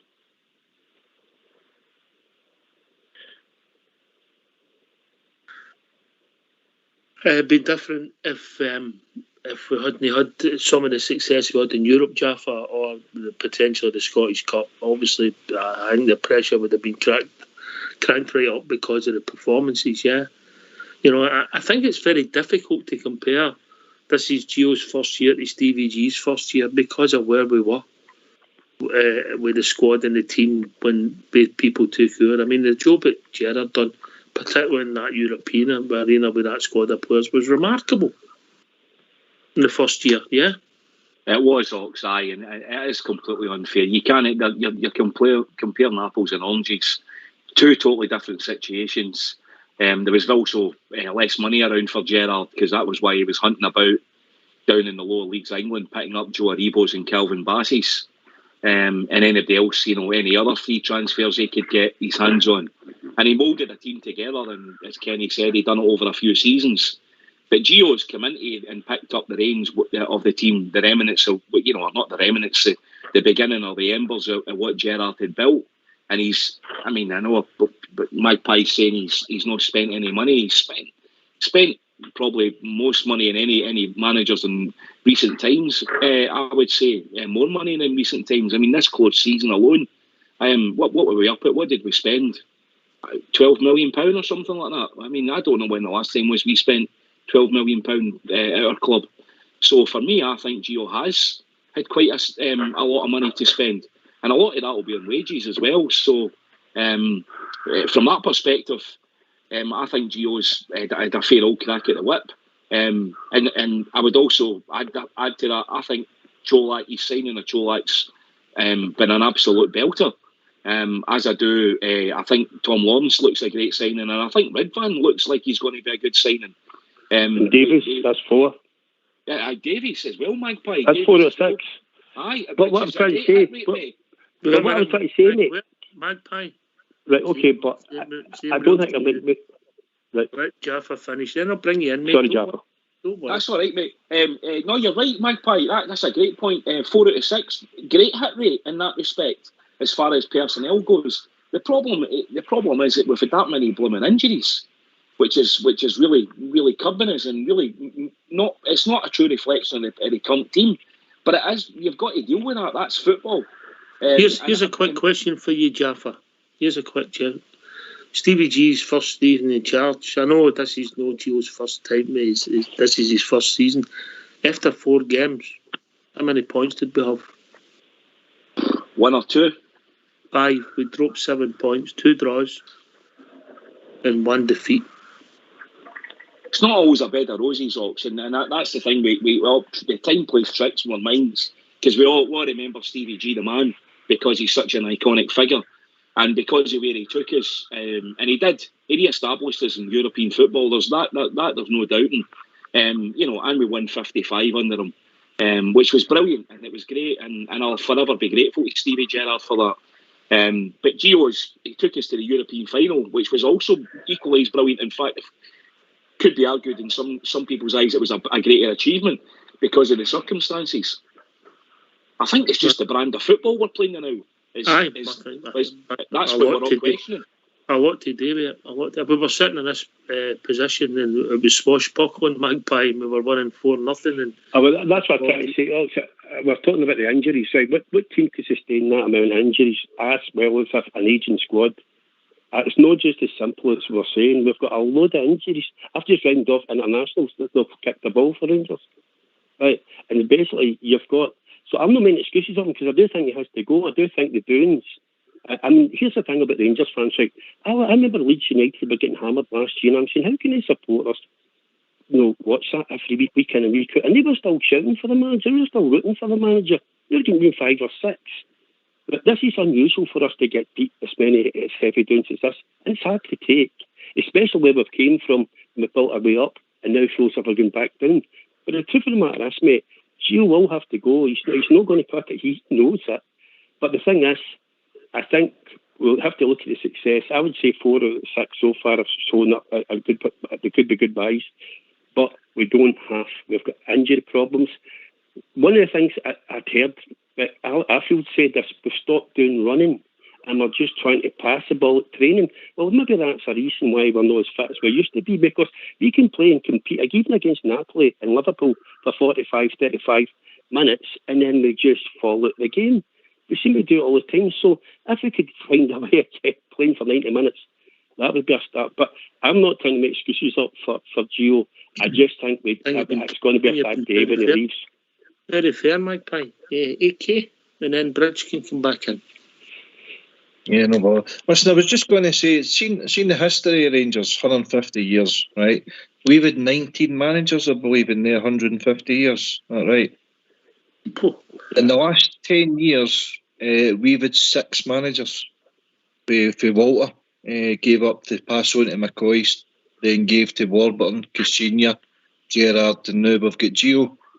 Is the problem above them, as in director of football? Because it might say Rangers manager on that office where Gio sits, but sees it's looking now. He's not the Rangers manager. He's a Rangers coach, and he's getting told what players to play. Or bringing in the recruitment. And if you've got a manager that's not actually selecting the players that he's happy with, the character of the player, that's a big thing for our club, the character player, because that jersey wears heavy on the players with the expectation of the crowd and to win constantly. And see if a manager's not getting the final decision on players, it's his job that's up in there. But Ross Wilson's sitting up there and all the bullets are not coming at him, they're coming at Gio. I can't see Ross Wilson sitting in a wee chair at the AGM this year. I hope he's got a bulletproof vest on then if he is. Well, maybe he'll put the case forward like Magpie's done. Bridgeman, in you come. You've been sitting patiently, Mark. It's fascinating to listen to different people and different ideas on it. The way I've said it earlier on, and I don't want to belabour it, but seriously, guys, our players aren't playing. To me, it's as cut and dried as that. They aren't playing. Playing when they want to play. Against Liverpool, they were dynamite. They played absolutely brilliantly. Great first half. And the second half, they just never turned up at all. I mean, seriously, at all. So I don't care. You could have Jesus Christ and God sitting in the touchline. They ain't going to make them play. The only people that can make them play is them. We were playing first goal's a winner, Bridge. Well, you know what I mean, and that was the same. Last night, it was quite embarrassing for all the football fans walking out of Ibrox. Some of them walking out a lot earlier than they should have done. Some of them no long after half time, and slight boos now and everything again at the end of the game, in particular. But seriously, that's going to happen. The players have to start playing football. That's what they're paid for. They're not paid to worry about this or worry about that. They're paid to play football, and they weren't playing football last night. No way. In the second half, no way. And you come, Kenny. Listen to all these guys, back to when you were saying about the injuries and all the rest of it. Get back to the first game of the season, Livingston, right? At that point, the one again 2-1, right? You'd be as full strength as we wanted to be, right? That was a struggle in that game. 2-1 at Livingston, first game of the season, right? And it goes on. You can't keep blaming injuries on a team performances. There's no system of play. It keeps going back to this one. That comes down to the manager. I don't care what anybody says on here. And it's nothing personal against Giovanni Van Bronckhorst. He's a manager of Rangers Football Club, the team I love. He's never developed. He's a year in the job. Forget Europe, right? Take it apart to Europe, right? What domestically are we doing here? There's nothing there that's going to get any better. We're going to game to game to game. I said last week to just say, Motherwell, right? You're putting off the inevitable. The inevitable is coming. A defeat is coming here, or a draw, or 2 points dropped. You need to get real at this. And the guy signed up to this. Incidentally, if you're all guessing right here, he signed up to that. Why would you sign up to? You're not in control of who you sign. It's a total joke. That's the continental way at times, isn't it, coach, rather than our traditional manager. But I know. Obviously, you were wrong about last Sunday because we won, and bizarrely, apart from Ali, statistically, Giovanni's up there domestically with his results. Jaffa, it's mental, isn't it? He's up there. He's up there, Ox, because the league's so weak. Your name's no Jaffa. Jaffa. He is, Ox, and that's a fact. And you can't disagree with that. He's only 2 points behind in the league, which is nothing in reality. That's nothing. That's 2 points. That's a draw, which can happen to any team. And bearing in mind the league isn't over 10 or 11 games; it's over 38 games. So it's a marathon. It's not a sprint. You've got to take that into consideration. And I think, unfortunately, Kenny, I know what you're saying. You can talk about injuries. Injuries day, we have got an enormous amount of injuries, more than probably any other team in the league. No other team's got the level of injuries that we've currently got. And that's what happens. Every team goes through that periodically. Some seasons you go through, you only get 1 or 2 injuries, and you sail it. And other seasons you go through when you get 10, 11, 12. We've got a lot now. We've got a lot of real first-team players that would probably be in. Hadji would be in the team. If Hadji was a first-team player, he played, I don't know, 40 games, 45 games a year for you. I mean, we were talking earlier on there about losing Bassey. You can throw Hadji into that. Hadji was also thrown in with 45, 50 games a year. So we've lost an enormous amount of first-team players. And Tom Lawrence, who was looking like he was going to be part of that, he looked a real handful, and at the games that I saw him, he looked brilliant, out injured. And again, it's not a short-term injury. I mean, I don't know how long Tom Lawrence is going to be out for, another 2 or 3 or 4 weeks after the international break. You have to take injuries into consideration. You've just got to.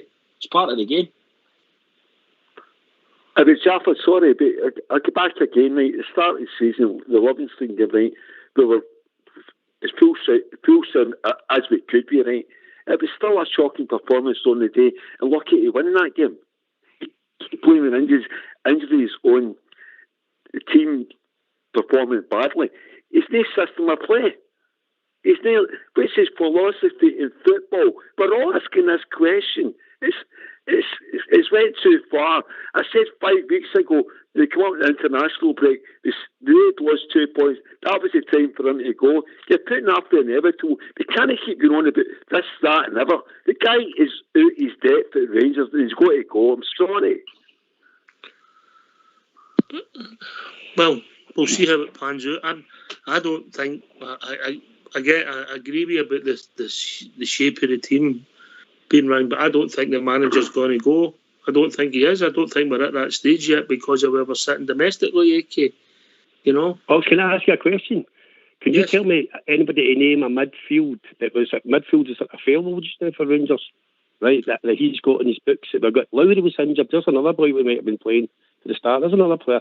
Kemar Roof's been out injured for a long term. There's somebody who might have started. Morelos either isn't interested or he's still injured. There's a lot of players, mate. You see if I can to say that 9-10 players missing for a team, and including the ones that have left, it shouldn't make a difference. The Livingston game, Ox, would you have taken 2-1 against Livingston in that pitch the first game of the season? I would have. We played against West Ham and we played outstanding football the week before, 2 weeks before. That's a pre-season, mate. It doesn't matter. West Ham were up for it. They were trying. It's still good football. There's still football there. They still had to pass the ball. They still had to score the goals. Would you have taken Livingston 2-1? Tell the truth, Kenny. At any time in that pitch. So that you would take it. You would to be honest, I would have took 2-1 on that pitch.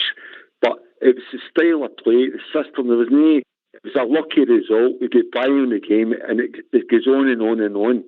He's different, but he's in the job a year. There's no. Nobody can answer the question. What is Giovanni Van Bronckhorst's style of play? What's his system? Is it 4-3-3, 5 or whatever? He's not got it. 4-2-3-1. Talking about it. But again, I said, who would you play midfield? Name your midfield three that you play. We mean the available. It's available. Aye. It's available. Available just now. No, Jack's injured to member as well. So you name 3 players that would make a big difference.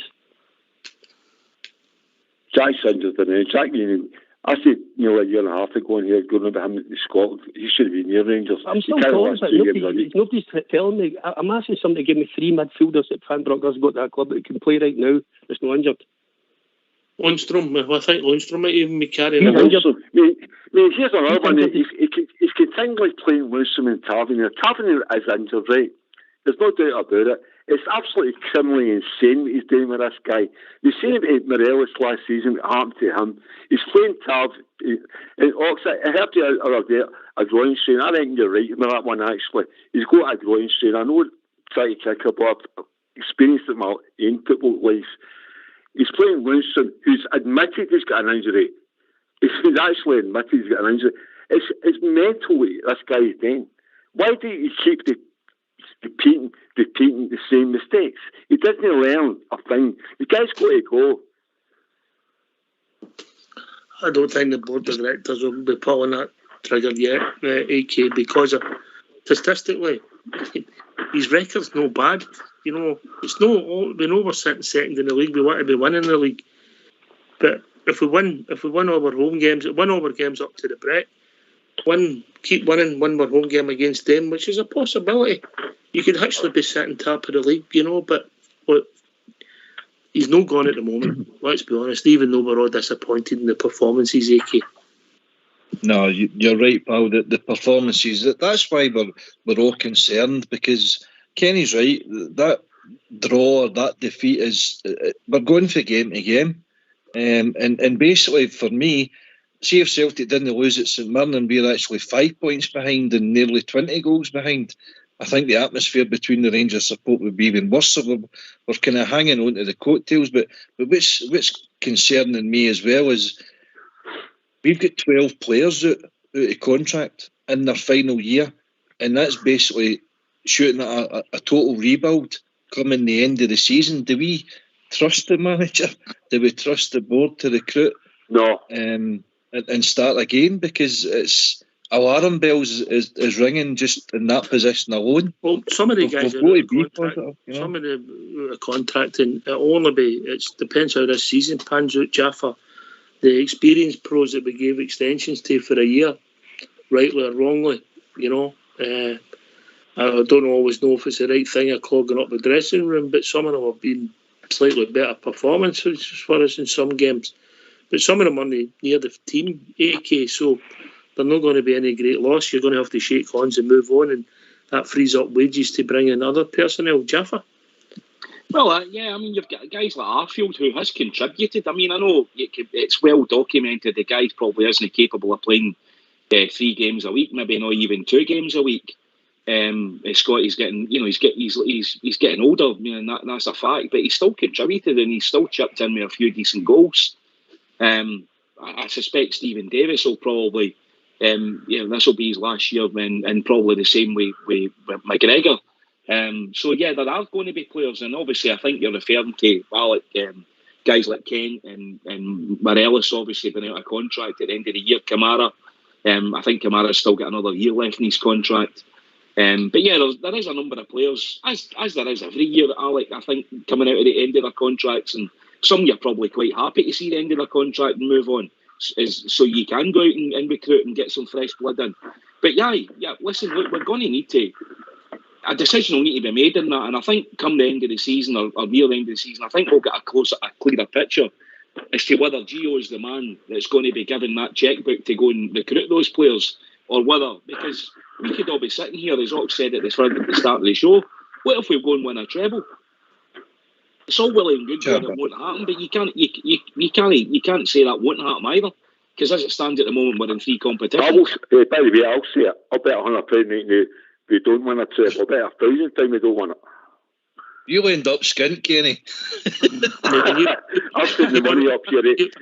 I'm still waiting to hear. He's going to bet me 100 times you're no more than 2 points behind the World Cup, Rick. You were right last week as well, Kenny. You said we'd lose or draw, and you were wrong then and all. Carry on, AK.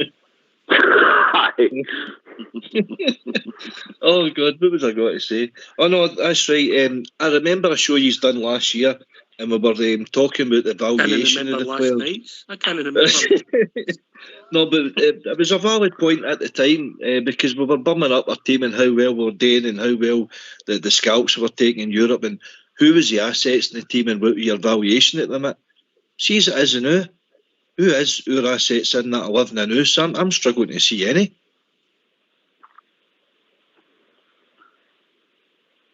There's assets there, AK. We've got at the moment Leon King. Diminishing in value, Jaffa, though, isn't it? Leon King, they're putting him in January for $6 million or something. Who? Leon King will go away in January. The way this board goes, that's their philosophy. Bring him in. $6 million, he'll go and all. I don't think so. I think you'll be rang again there, Kenny. Again. No. Rang. No. Kenny, do you fancy leading the Tory party? They're not very good either. No, to be fair, Kenny's got too much brains for that, I've got to be honest with you. After Liz Truss's resignation, I was hoping Jill would follow her, you know. That's a joke for Graham Murphy. That's me, can I come in, mate? Yes, on you go, Magpie. Listen, here's the thing, right? We're talking about valuation of players, right? Kamara, I'll tell you right now, Kamara thought he was away, he was going to get transferred, and he didn't get it. The guy's just disinterested. Ken's disinterested. These 2 guys at the top of their game are valuable, but they're not going to be valuable, because if your minds, remember Loudwood's last season, not interested. And what I'd say to you again, I remember watching Souness and raging twice.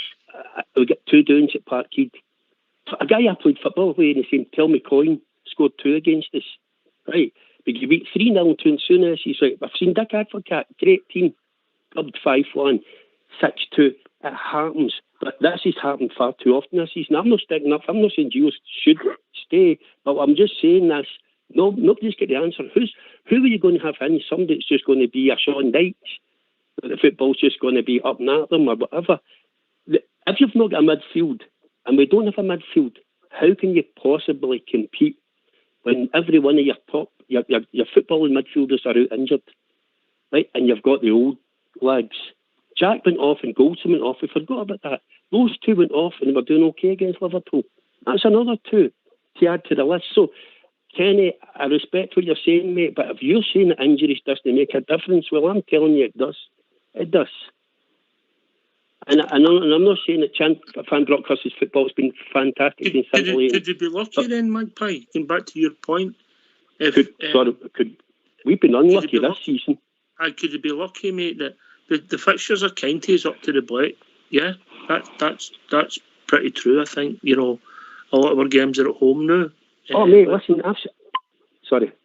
And then hopefully you're getting players back and you've got a freshness that you've not had between August and December, bizarrely. But mate, we need an arse kicker. I've always said that you need an arse kicker as a captain, a Ferguson, a Goff, a Butcher. You need an arse kicker or an arse kicker as a manager, and a Walter, a Jock Wallace. We don't have any of that. We're too nice a team. And that's a problem. And, you know, I work not just Tav's done a marvellous job for Rangers. I never ever thought he was a captain in that sense. And at this moment in time, they need somebody. McCoy was talking about how they used to have fights in the dressing room. Last week, Gio said, and I just walked out because everybody was silent. I would rather people were tearing strips off each other for that performance. And because that's the way we are as fans. You can see the passion in every one of us. We want that replicated in the players. Do you know what I mean, mate? Just even 1 or 2 of them. An Ian Ferguson type, a John Brown, you know. Yeah. That's not happening there, mate. Well, gentlemen, that time of the evening. Kenny, cheers, mate. Alright, cheers, Ox. Bye, finally have it on. Brilliant. Love all you guys. Take care. Yeah, always a pleasure, mate. Magpie, always good to hear from you, mucker. Oh, thanks, mate. Same to you guys. Yeah. AK, unfortunately, can't say the same. Yeah, bugger. Thanks for taking my call, guys. Enjoyed it as usual. Hope you enjoyed your birthday. And Mrs. Keller being up and getting ready for you. Over to you, Jeff. The Velcro's on. Thanks for having us on, Ox. Great show. Thanks for company of Bridge tonight as well, mate. Brilliant show. Yeah. Bridgeman. What can I say? A great night, a fantastic night. I thoroughly enjoyed it. Jaffa, thank you very much for carrying me through it. Seriously. Listen, all the guys, Magic and all the techie guys, well done. I just say to all the Rangers fans all over the world, and particularly Rangers fans here on Rangers Radio, very sad, but we mustn't be too upset. We've got to keep going. We need everybody to be focused. Keep it going for the Rangers. The next game coming up very soon, biggest game of the season. I better believe it. Keep it going, everybody. Keep it going. Yeah, thanks to old Davey, Smurf, Kenny, Magpie, AK, and of course Jaffa and Bridgeman for joining us here on Rangers Radio. Hope I've not forgot anybody. Good discussion tonight. Everybody's got opinions, but we'll be back tomorrow night between 8 and 10 talking about all things Rangers. And thanks to Fox and Old School Blue for doing the technicals. Stay safe. Take it away, Foxy boy.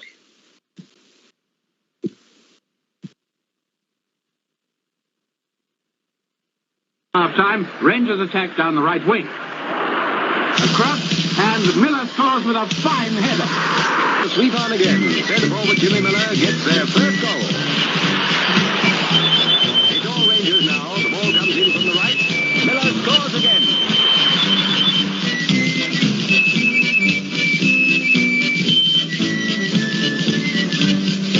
Many years ago at Saigon, Simon planted great design, and the mighty Glasgow Rangers had a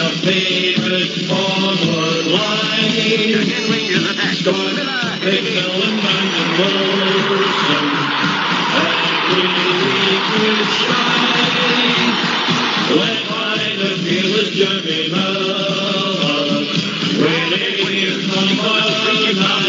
Another goal for Rangers.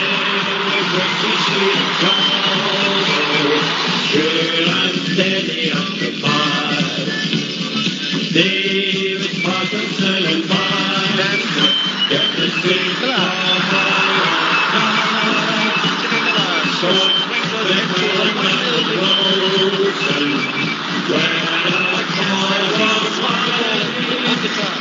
led by the fearless Jimmy Miller, winning number 9. Sammy there, past McMillan, and the inside right gate good use of it. At the right moment, he put his centre forward Miller in possession. His shot beat happy. Rangers led 2-1.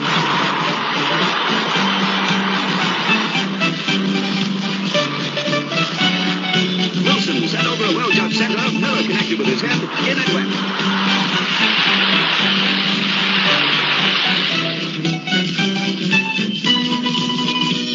The rebound again.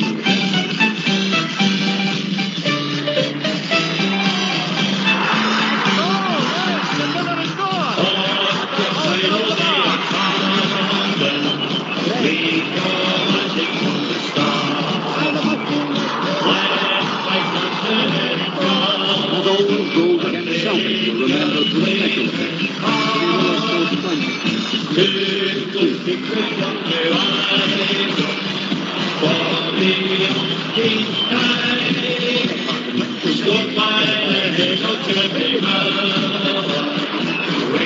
Inside the box, chips into the far post. Miller's there.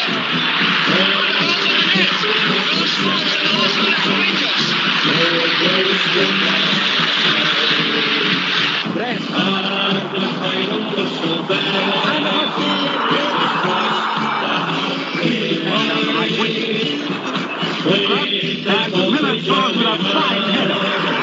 It's going right on through time. Jimmy Miller, when